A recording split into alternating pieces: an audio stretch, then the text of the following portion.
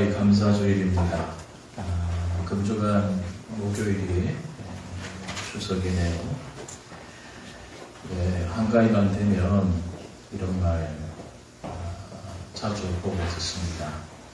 도도 말고 돌도 말고 한가위만 같아라. 그러니까 늘 이날만 같았으면 좋겠다. 그런 얘기죠. 그런데 정말 그런 더 바랄 곳이 없어야 하는 한가위 명절인데도 이상하게 올해는 뭔가 풍요함보다는 부족함이 많이 느껴지는 그런 명절인 것 같습니다. 굉장히 아쉬움이 커요. 왜냐하면 명절이라고 해도 미루거나 또 포기해야 할 것들이 너무 많기 때문입니다. 그래도 이렇게 변함없이 예배할 수 있다는 것, 저는 그것을 감사해야 된다고 생각합니다. 다른 건 많이 미뤄야 되고 또 포기해야 될 일들도 많지만 절대적으로 예배만큼은 미루지도 말아야 되고 포기하지도 말아야 하는 거죠. 그래서 오늘 더욱 감사하면서 예배하시기를 주님의 이름으로 축원합니다. 이 명절 때면요, 그동안 꿈했던 가족이나 친지들과 만나게 되죠. 올해는 고향 방문 자제하라 이렇게 코로나 때문에 얘기하기는 하지만 그래도 갈 사람 다 간다 그러더라고요. 가족들 안 만나면 전부 골프니 여행이니 하면서 리조트에 빈 방이 하나도 없다고 합니다. 가지 말라 한다고 안 갈 사람들 아닌데 참 제가 이 말 하기 싫지만 이 정부 참 우매한 정부다. 저는 그런 생각을 합니다. 어쨌든 이렇게 식구들이 많이 모이다 보면 즐거운 일도 있지만 불편한 상태에 빠지기도 하죠. 이런 말 들어보셨습니까?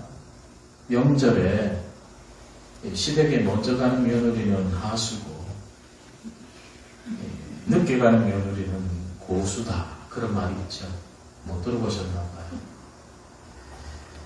시댁에 일찍 온 며느리는요, 일을 하느라고 막 전부치고 생선 하고 나무라고 한다고요. 시어머니하고 대화할 시간이 없습니다. 근데 늦게 온 며느리는요, 이 시어머니에게 용돈이나 좀 드리고 말 몇 마디 한 것으로 먼저 와서 수고한 며느리보다 더 좋은 칭찬을 듣는다는 거죠. 그러면 일찍 와서 죽도록 일만한 며느리는요, 마음이 어떻겠습니까? 엄청 속상하겠죠. 사실 이 더욱 화목해져야 할 명절인데 이런 일들 때문에 오히려 화목이 깨지는 경우가 더 많은 것 같습니다. 그래서 아마 명절 증후군이 이런 말이 생긴 것 같습니다. 그래서 오늘은 이 한가위 감사주일을 맞이해서 제가 시편 133편, 134편을 통해서 이 화목이라고 하는 것을 주제로 말씀을 드리려고 합니다. 다윗은요, 하나님을 모신다는 것, 그리고 하나님 안에서 형제가 연합하고 함께 동거하는 것이 얼마나 귀한 일인가, 그걸 깊이 생각하면서 오늘 본문인 이 시편 133편을 기록했습니다. 다윗이 지금 얼마나 좋으면은 형제들이 연합해서 함께 동거하는 것, 함께 사는 것을 어디에다 비교하고 있습니까? 대제사장의 기름 부음과 헐몬산의 이슬에 비유하고 있습니다. 얼마나 좋았으면요. 특히 시편 133편 2절하고 3절은 사실 공부를 이렇게 제대로 하지 않으면 사실 이해하기가 쉽지 않은 구절입니다. 그래서 설명은 좀 들으셔야 되는 거예요. 이 다윗은요, 형제가 하나 되는 일을 맨 처음에 제사장 누구예요? 여러분, 성경에서 제일 처음으로 제사장 된 사람, 응? 그냥 상식으로 알고 있으면서 여러분 물어보면 일부러 말 안 하더라고. 아론 아닙니까? 아론이 첫 번째 제사장이죠. 이 제사장의 처음이라고 할 수 있는 아론이 대제사장에 임명되던 때에 그 기름과 이 형제 연합 그리고 함께 동거하는 것을 비교하고 있다는 겁니다. 형제의 하나됨을 그 거룩함 그리고 그 감격에 비교하는 거죠. 그럼 이 비유의 초점은 뭘까요? 기름의 고귀함이라기보다는요, 머리에 부어진 기름이, 여러분 생각을 해보세요. 머리에 이제 대제사장을 세울 때 기름을 붓거든요. 그러면 그 기름이 딱딱해가지고 머리 위에 부으면 머리 위에만 머물러 있습니까? 아니죠. 기름을 부으면 어떻게 될까요? 기름이 흘러내리겠죠? 그곳에만 머물러 있지 않고 이렇게 이마를 타고 이 콧등을 타고 이 수염에까지 싹 흘러내리겠죠. 그렇죠? 그리고 마침내는 쭉 흘러가지고 옷깃에까지 다 흘러내리게 되는 거죠. 그러니까 신체의 모든 부위로 이 머리에 부은 기름이 스며들어간다는 거죠. 그러니까 이 하나됨을 갖다가 대제사장으로 기름 부음 받을 때 그 기름에 비유한 것은 어떤 의도인지 아실 겁니다. 그죠? 이 하나됨이라고 하는 그 힘이 이처럼 공동체 전체에 스며든다는 의미죠. 바로 지금 그 얘기를 하고 있는 겁니다. 그리고 다윗은요, 형제의 연합과 또 동거함의 기쁨을 어디에다 비유하고 있죠? 오늘 보니까 헐몬산의 이슬에 비유하고 있습니다. 헐몬산, 헤르몬산입니다. 이 헤르몬산은요, 팔레스타인 지역에서 가장 높은 산입니다. 가장 높은 산. 우리나라 한반도에서 가장 높은 산이 백두산이잖아요. 그죠? 근데 그게 해발 2,700 몇 미터, 나 기억 잘 못하겠네. 어쨌든 2,800m가 채 안 돼요. 그런데 이 헐몬산, 헤르몬산은요, 백두산보다도 조금 더 높습니다. 해발 2,800m가 넘어요. 그렇게 높은 산이죠. 그러니까 헐몬산은 그렇기 때문에 팔레스타인 지역의 모든 강의 발원지가 됩니다. 주변의 땅으로 물을 흘려보내는 강의 발원지가 되는 거죠. 왜 이게 가능하냐 하면 굉장히 고산이기 때문에 눈이 오면요, 눈이 녹지 않고 있다가 날씨가 좀 따뜻해지면 그 눈이 녹을 거 아니에요? 그 눈이 녹으면서 엄청난 물을 흘려보내는 거죠. 그렇기 때문에 이스라엘 사람들에게 이 헐몬산은 어떤 상징일까요? 풍요의 상징이 되겠죠? 예. 그러니까 곧 주변의 땅들의 풍요는 바로 어디에 달려있다 생각하죠? 이스라엘 사람들은 헐몬산에 달려있다고 생각하는 거예요. 그러니까 헐몬산 하면은 풍요 젖줄인 거예요. 굉장히 중요한 것을 담고 있는 그런 산이죠. 그런데 다윗이 지금 형제의 연합과 형제의 동거함을 지금 어디에 비유하고 있다? 이 헐몬산에 비유하고 있잖아요.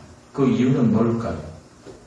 이 높고 고상한 산인 헐몬 위에 내리는 그 동일한 이슬이 헐몬산의 이슬에 비유하고 있잖아요. 그 산에 내리는 그 이슬이 지금 다윗이 서 있는 이 낮고 작은 시온 땅에도 내린다는 사실을 얘기하고 있어요. 그 헐몬 산 위에만 내리는 게 아니라 그 이슬이 어디에도 내린다?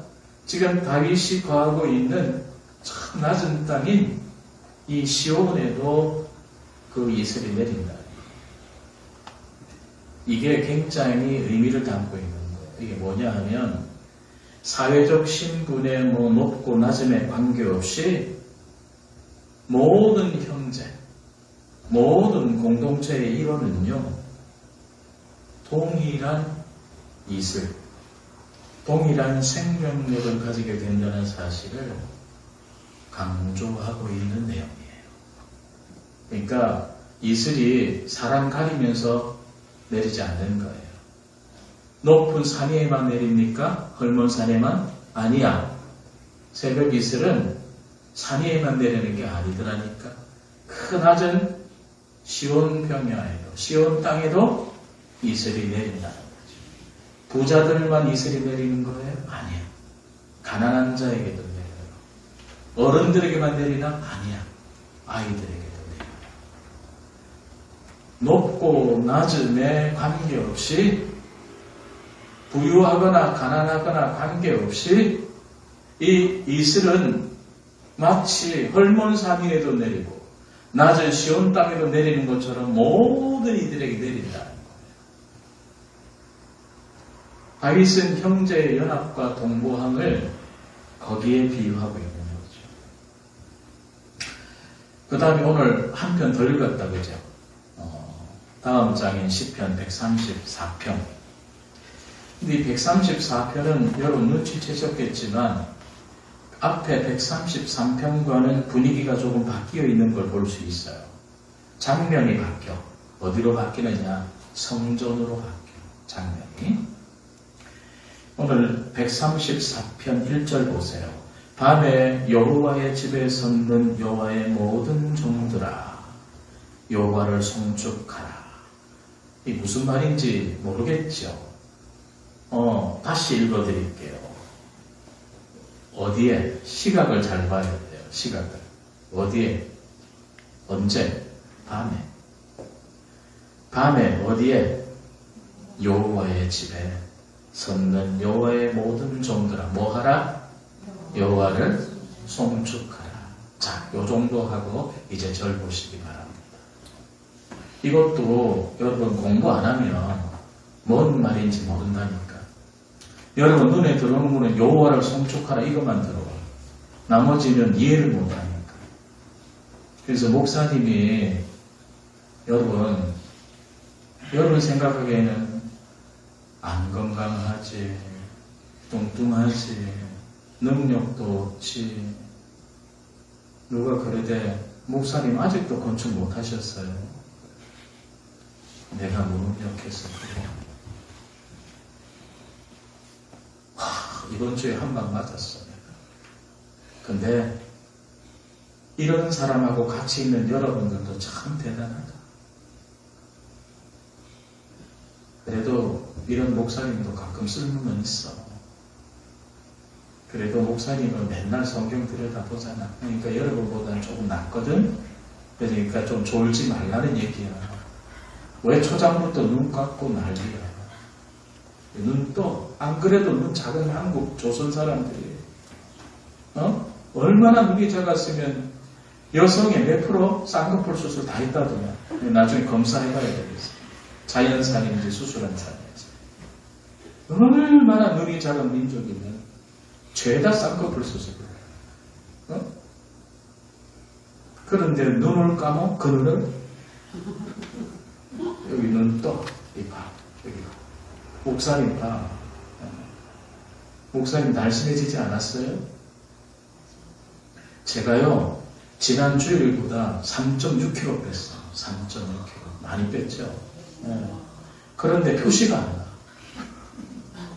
이거는 5kg는 더 빼야 표시 날 것 같아. 자, 잘 봐. 목사님 쓸데없는 소리에서 죄송한데 다시 언제? 밤에. 어디에? 여호와의 집에. 그리고 누구를 얘기해요? 여호와의 모든 종들. 그 밤에 여호와의 집에 선든 여호와의 모든 종들아 뭐하라? 여호와를 송축하라 그랬습니다. 이 말씀을 이해하려면은 이스라엘의 예배 제도를 여러분 좀 알아야 돼요. 제가 시간 가는 걸 알면서도 간단하게 설명을 해야 이 구절 해석이 가능합니다. 구약 시대에는요, 매주 안식일에 지금의 주일처럼 정기적인 제사, 그러니까 예배를 드렸어요. 어떤 제사를 드렸냐 하면 번제를 드렸어요. 근데 이 번제를 매 주일만 드린 게 아니야. 이 번제를 매일 아침 저녁으로 또 드렸어요. 그러니까 주일날에도 드리고 매일 아침과 저녁에도 번제를 드렸어요. 주일에 드리는 번제는 그냥 번제, 매일 아침 2번 드리는 번제는 매일 드린다고 해가지고 상번제라고 얘기해요. 그러니까 이걸 이해를 해야 된다니까. 그러니까 이 상번제에 관련한 얘기거든요, 이게. 네. 근데 저녁 상번제가 지나면요, 제비를 뽑아요. 제비를 뽑아서 그날에 당번 제사장을 뽑습니다. 당번 제사장. 별게 다 있었다, 그죠? 이 당번 제사장은 그럼 뭐 하느냐? 해가 지는 일몰부터 다음날 아침 상번제를 드리는 날까지, 때까지 제단의 이 숯불과 제단의 등불을 꺼트리지 않을 책임을 갖고 밤을 새워야 돼요. 그 꺼트리면 큰일 나. 이 제단의 숯불과 제단의 등불을 꺼트리면 안 되는 거예요. 그래서 제사장 중에 누구를 뽑아? 당번. 뭐 해서? 제비 뽑아서 당번을 뽑고서는 밤에 어떻게 한다? 여호와의 집에 서가지고 뭐 하게 할까요? 불 지키는 거예요. 불 꺼트리지 않도록. 번제는 태워서 드리는 제사니까 불 꺼트리면 돼요, 안 돼요? 안 되잖아. 그러니까 굉장히 중요한 역할을 하는 사람이 당번 제사장이죠. 근데 이때 당번 제사장 한 사람만 있으면 불을 꺼트릴 수 있잖아. 뭐 졸다가 그럴 수 있잖아. 그래서 이 당번 제사장을 돕는 또 당번이 있어요. 옆에서 돕는. 이 쫄다구 당번. 그 사람들을 세웠는데 그게 레위인들이에요. 이 레위인들을 붙여서 제사장을 도와가지고 이 불을 지키는 일을 함께 하게 하는 거죠. 근데 이분들 참 대단하지 않아요? 이 공동체가 드리는 제사, 예배를 위해서 정말 뒤에서 은밀하게 수고하는 자들입니다. 그죠? 이 사람들이 없으면 예배 진행이 번제를 못 드리잖아요. 이 사람들이 지켜주니까 사람들이 늘 상번제를 드릴 수 있잖아요. 그런데 이들이 다른 이들의 예배를 위해서 밤을 꼬박 세우면서 성전에서 서서 지내다 보니 어떻게 합니까? 정작 제사 지낼 때 좋을까 안 좋을까?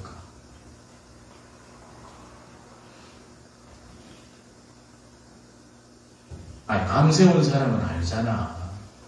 가뜩이나 목사님 목소리가 까랑까랑한 목소리가 아니고 잠 오는 목소리니까 여러분 어떻게 설교 시작하자마자 주무시나요? 나는 그 연구 과제라고 생각해. 어떻게 한 조금은 그 10분은 지나야 졸아야 정상 아니냐. 그래서 안 조는 사람들은 연구를 해야 되나? 안 조는 사람들은? 어쨌든 이 당번 제사장도 그렇고 보세요. 옆에서 이 당번 제사장을 돕는 레위인들도 꼬박 밤새요. 어디서? 성전에서 뭐 하느라고 제단의 숯불과 등불 꺼뜨리지 않게 하기 위해서 밤새 그것도 앉으면 안 돼. 앉으면 안 돼. 어떻게 해야 돼? 서 있어야 돼. 기가 막히죠. 얼마나 힘들까. 그러니 정작 상번제를 드릴 때 이분들이 제대로 제사를 드리겠어요? 피곤해가지고 죽을 지경이지. 그치, 김양숙 권사님 이해하지? 당신이 잤다는 얘기가 아니야. 피곤하잖아. 그래서 그 얘기하는 거야. 물론 이분들의 수고가 있기 때문에 이스라엘 백성들은 하나님께서 받으시는 참된 예배 드릴 수 있었습니다. 우리 교회도 이렇게 예배를 준비하기 위해 알게 모르게 수고하는 분들이 다 계세요. 이 화면 이거 누가 만들까? 그리고 누가 띄울까? 여러분들은 그냥 당연한 것처럼 생각하지만 이거 위해서 수고하는 자매가 있잖아요. 그죠? 여러분 교회 청소 한 번도 안 했는데 어떻게 이 성전이 깨끗하죠? 누군가가 하고 있기 때문에. 여러분 손도 안 되잖아. 근데 누군가가 하고 있다니까. 이 강단에 모든 명 누가 늘 뜨고 있는 거죠. 응?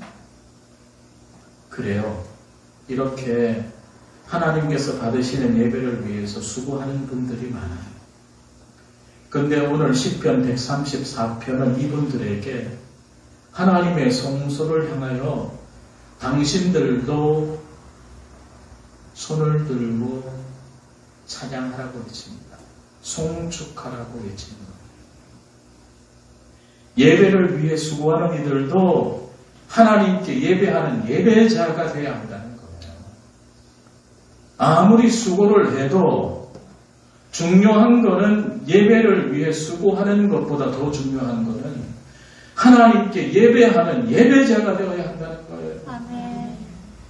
그 얘기하는 겁니다. 다른 사람의 예배를 위해서 은밀하게 수고하는 일들 참으로 하나님께서 기뻐하시죠. 기뻐하실 만한 일이에요. 그러나 그 수고 자체가 예배는 될 수 없다는 거예요. 당신들이 아무리 수고를 해도 밤새 수고를 했다고 해도 당신들이 예배하지 않는다면 그거는 소용없다는 거죠.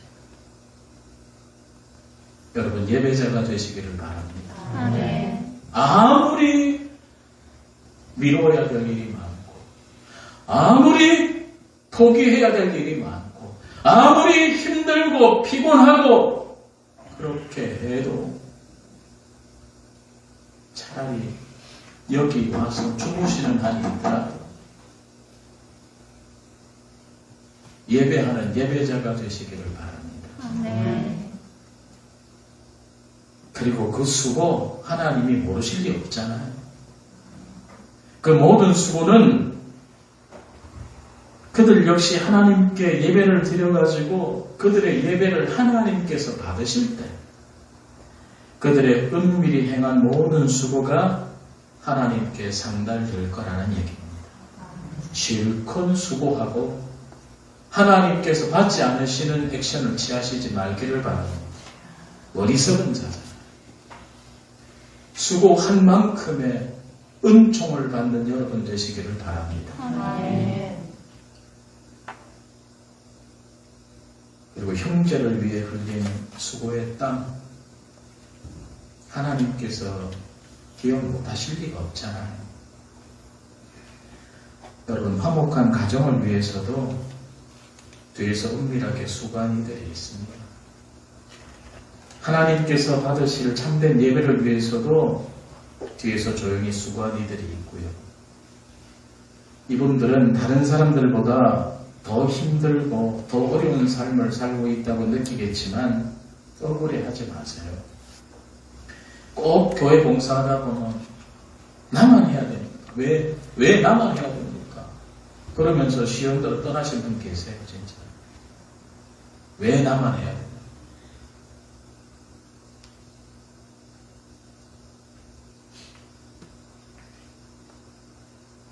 마음이 아팠습니다.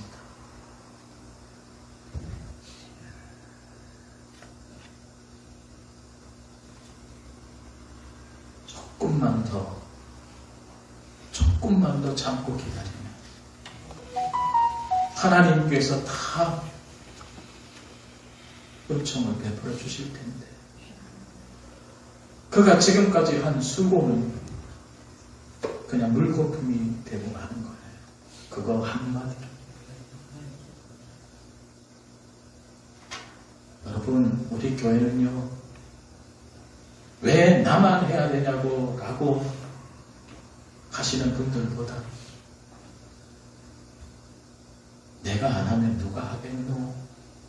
라고 생각하는 분들이 더 많기에 이 공동체가 지금 여기까지 힘든 가운데서도 지탱해 왔다는 것을 저도 알고 여러분들도 알고 계실 줄로 압니다. 저는 그분들을 축복합니다. 하나님께서 아실 줄로 믿습니다. 하나님께서 이분들의 수고를 꼭 기억해 주실 것이라고 믿습니다.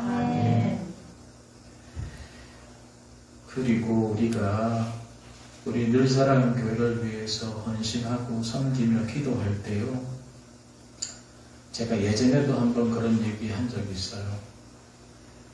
이런 기도할 때 우리 교회가 공짜로 공동체가 아니라 매주 공동체가 되게 해달라고 기도하시기 바랍니다. 뭐가 아니라 뭐가 되어야 된다고? 공짜로 공동체가 아니라 매주 공동체. 여러분, 이제 상상을 해보세요. 콩이 가득 든 자루가 있어요. 근데 그 자루가 그만 터져버렸어요. 어떻게 될까? 콩이 떼굴떼굴 굴러가겠죠. 그것도 그냥 안 굴러가. 콩이 그냥 통통통 튀기면서 온 사방으로 촥 번져버릴 겁니다. 그 흩어진 콩 주워 담으려면 한참 걸릴 겁니다. 네, 여러분, 같은 콩이지만 메주를 보십시오. 끓는 물에 푹 삼겨지고 서로 으깨어지고 부서져가지고 메주를 안에서 일정한 모양을, 메주 틀이죠. 이 메주 틀 안에서 일정한 모양을 이루고 그것이 한 겨우 내내 벽에 매달려가지고 발효가 됩니다. 그리고는 몸에 이 굵은 소금에 절이게 되죠. 그런데 그 굵은 소금에 절여지기 전까지는 이 메주는 그 모양이 그대로 유지가 되죠. 같은 콩인데요, 콩자루에 있는 콩은 자루가 터졌을 때 산산조각 흩어지지만 메주는요 다르죠. 메주는 오래 보존됩니다. 물론 발효되면서 몇 개는 떨어져 나가기는 합니다. 하지만 그 원형은 그대로 유지가 되는 거죠. 여러분, 참 힘든 작업이긴 하지만요, 내가 다른 지체들과 더불어서 삶아지고 부서지고 으깨어져야 하는 거예요. 그렇지 않으면 하나됨이라고 하는 것은 그저 요원한 길이 되고 말 겁니다. 피하기만 하고 마주치려고 하지 않고 자기 모습 그대로 자기 모습만 지키고 드러내려고 하면 평소에는 그런 모습이 고상해 보일지는 모르겠습니다만 어떤 결정적인 사건만 터지면 사방으로 흩어지는 콩들이 될 수밖에 없다는 것을 아셔야 됩니다. 사람 마음은 평소에 나누는 겁니다. 필요할 때만 잘해주는 척 해가지고서는 관계를 쌓기 힘듭니다. 올해도 그 관계가 이어질 때 콩이 아니라 메주가 되는 겁니다. 우리 교회 이제는 공짜로 공동체는 아닌 것 같아요. 제가 봤을 때. 조금 떨어져 나가기는 했지만 우리 교회는 매주 공동체라는 걸 확신합니다. 아멘. 할렐루야. 아멘. 여러분 덕입니다. 여러분들이 그렇게 해주셔서 가능한 거죠. 그리고 우리가 새로운 시간들을 향해 나아가기 위해서는 우리 서로에게 절대적으로 필요한 존재라고 하는 사실을 잊지 않으셨으면 좋겠습니다. 아멘. 필요 없는 사람은 단 한 사람도 없다고 그랬죠, 제가? 우리 중에도 필요 없는 사람은 단 한 사람도 없습니다. 오늘도 반순한 집사님 안 보네요. 이 양반은 자기가 얼마나 필요한 존재인지 모른다니까.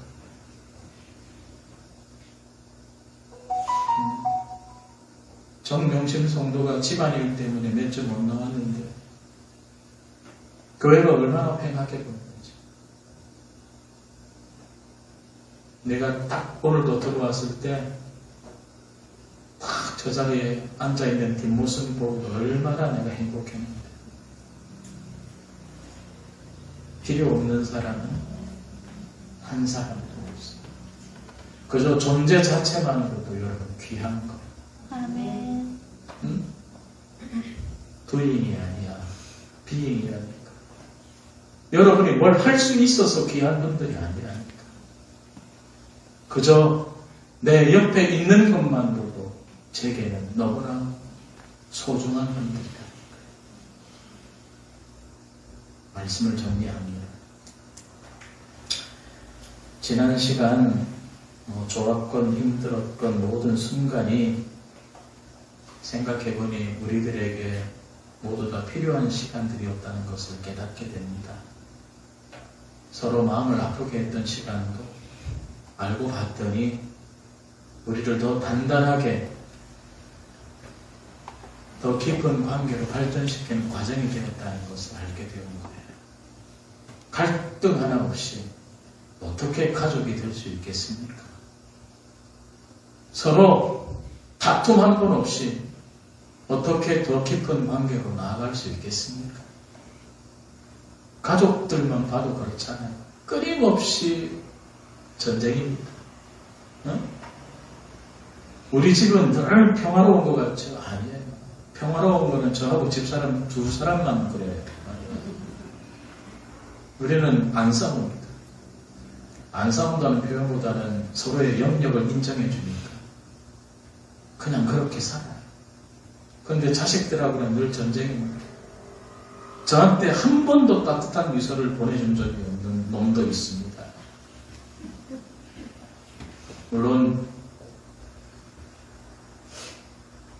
가끔 웃어줄 때도 있습니다.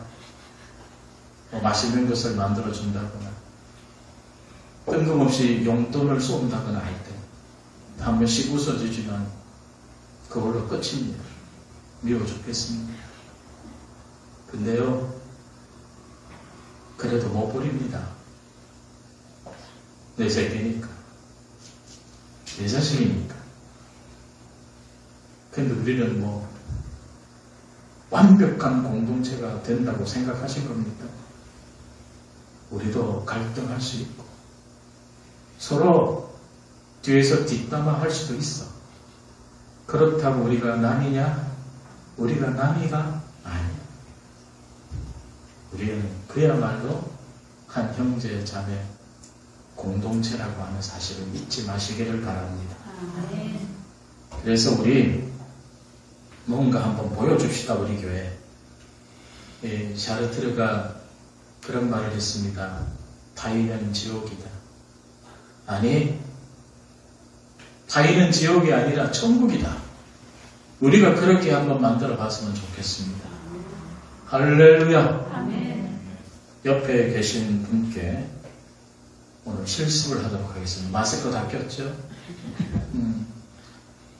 마스크 다 끼셨으니까 말씀을 해도 좋겠는데 큰 목소리로 하지 말고 낮은 목소리로 이렇게 말씀을 한번 드려봅시다.